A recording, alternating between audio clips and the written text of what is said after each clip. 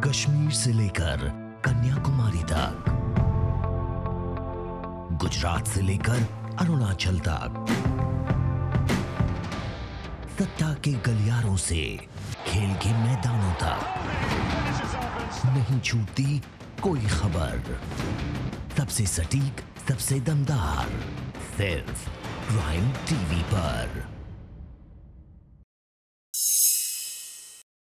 आंध्र प्रदेश के मुख्यमंत्री चंद्रबाबू नायडू ने मुख्य चुनाव आयुक्त सुनील अरोड़ा को पत्र लिखकर चुनाव में अनियमितता की शिकायत की है। साथ ही उन्होंने चुनाव आयोग से शिकायत करते हुए कहा कि जिन पोलिंग बूथों पर ईवीएम ठीक से काम नहीं कर रहे थे, वहां से वोटर लौट गए और वहीं ईवीएम के ठीक होने के बाद भी वोटर दोबारा नहीं आए। इसलिए चुनाव आयोग इन बूथों पर दोबारा से वोटिंग कराए। बिजनौर में 87 साल की बुजुर्ग महिला ने बूथ नंबर 270 पर पहला वोट डाला। इतनी उम्र के बावजूद भी अपने मताधिकार का प्रयोग करने के लिए बूथ तक जाना मतदान न करने वालों के लिए एक प्रेरणा के रूप में होगा। आपको बता दें कि बिजनौर में कड़ी धूप के बाद भी बूथों पर वोटरों की लंबी लाइन लगी रही। 2015 में गौमांस रखने के शक में पीट कर अखलाक की हत्या कर दी गई थी, जिसके बाद ग्रेटर नोएडा बिसहाड़ा गांव में अखलाक के पूरे परिवार का नाम वोटर लिस्ट से गायब है। वोटिंग लिस्ट में नाम न होने की जानकारी तब सामने आई जब परिवार के लोग वोट डालने मतदान स्थल पर पहुंचे। वहीं ब्लॉक स्तर के अधिकारियों से जब इस मामले में पूछा गया तो उन्होंने कहा, बीते कई महीने से अखलाक के घर में कोई सदस्य नहीं रह रहा था। चुनाव आयोग ने बीजेपी नेता संजीव बालियान के आरोपों को निराधार बताया है। उन्होंने कहा कि इस मामले पर जिला निर्वाचन अधिकारी से जानकारी ली गई है और किसी को भी बिना पहचान के मतदान की इजाजत नहीं दी जा रही है। बता दें कि बालियान ने आरोप लगाया था कि बुर्के में वोट करने आ रही महिलाओं की पहचान नहीं की जा रही है, जिसके चलते फर्जी वोट डाले जा रहे हैं।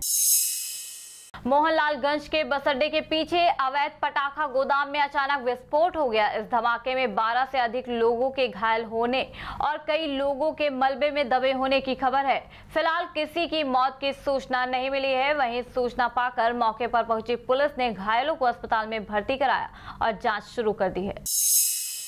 जालौन की सदर कोतवाली पुलिस ने चेकिंग के दौरान 4 वाहन चोरों को गिरफ्तार कर लिया है, जिसमें एक चोर फरार हो गया। पुलिस उसकी तलाश कर रही है। ये चोर शहर में वाहनों की चोरी करके दूसरे शहरों में बेचते थे। पुलिस ने चोरों से पूछताछ की तो चोरों के पास से चोरी की हुई मोटरसाइकिल बरामद हुई है। जनपद कोतवाली के अंतर्गत स्वाट टीम और प्रभारी निरीक्षक कोतवाली के द्वारा शातिर लुटेरों को जो मोटरसाइकिल की चोरी करते थे पकड़ा गया है।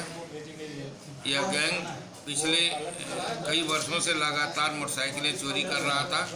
दिनांक 30/3/2019 को भी कोतवाली क्षेत्र से मोटरसाइकिल चोरी हुई थी, जिसको मेरे द्वारा बरामद किया गया है। इसके अलावा 3 और मोटरसाइकिलें भी इनसे बरामद की गई हैं।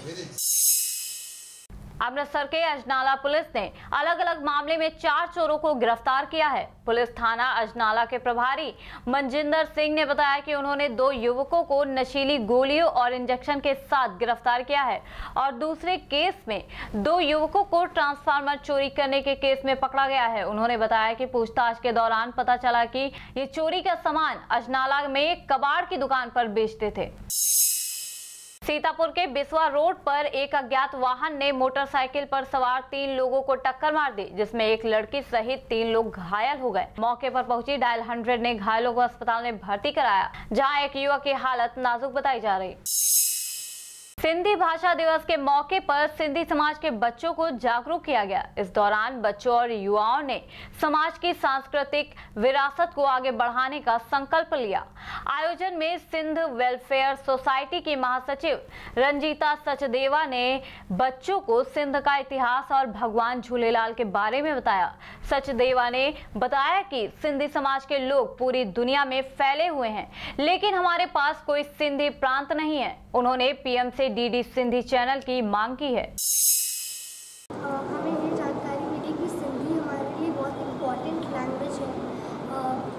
हम लोग के स्कूल में लैंग्वेजेस आती हैं, जर्मन आती है, फ्रेंच आती है, स्पेनिश आती है, तो सिंधी को सिंधी भी एक लैंग्वेज है।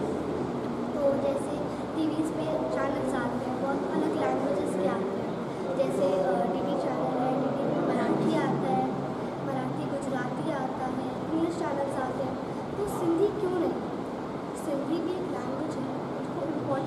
होना चाहिए। आजकल हम सिंधी लोग, बड़े लोग जो सिंधी सीखते हैं और उनकी वो घर पे सिंधी नहीं छोड़ते हैं। तो अब हम बच्चों का फ़र्ज़ है कि हम अपने मम्मी पापा को बताएं कि सिंधी होनी चाहिए। शाहजहांपुर से ठगी का मामला सामने आया है, जहां शातिर ठग बाइक और कार खरीदने के नाम पर पहले गाड़ी पसंद करते हैं, फिर ऑनलाइन पेमेंट करने के दौरान खाते से पैसा निकालकर ठगी कर लेते हैं। शातिर ठग ने अब तक कई लोगों को अपना निशाना बनाया है। फिलहाल पीड़ित कर्मचारी और शोरूम मालिक ने थाने में शिकायत कर मामले की कार्रवाई की मांग की है। करीब 1 बजे हमारे पास फ़ोन आया कि जुपिटर हमें चाहिए, किस कलर का है। तो हमने कहा 2-3 कलर हैं, तो उन्होंने कहा फ़ोटो भेज दीजिए। तो मैंने उसमें मैडम को देख कर मैंने कहा फ़ोटो इस नंबर पे भेज दो।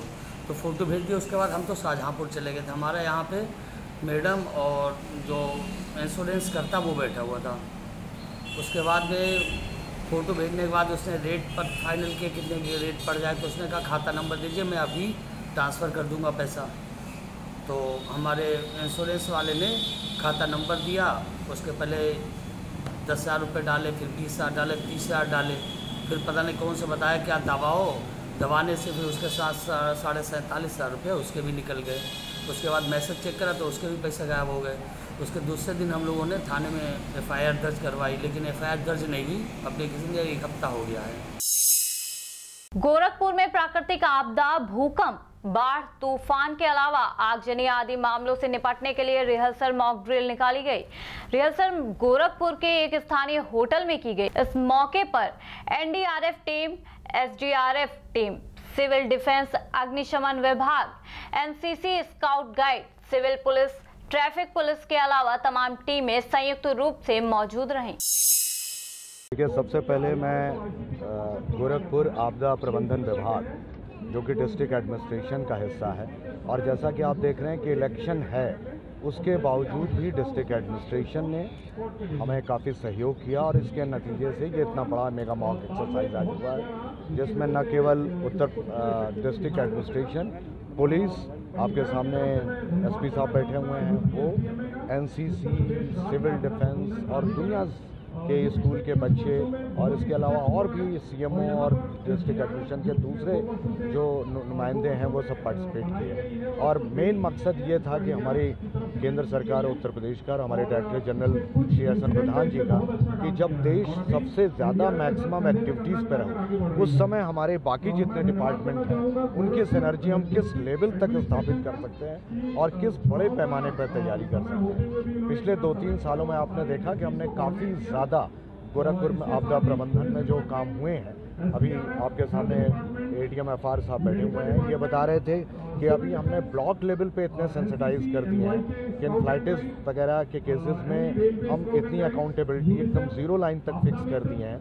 तो उसका नतीजा है कि काफ़ी मॉनिटरिंग बढ़ गई है, चेकअप बढ़ गए हैं, जिसके कारण दुर्घटनाएं घट गई। और यही इस किस्म की एक्सरसाइज का एक प्रयास है कि जितनी भी एजेंसीज हैं वो आपस में कोऑर्डिनेटेड एफर्ट्स में रहें।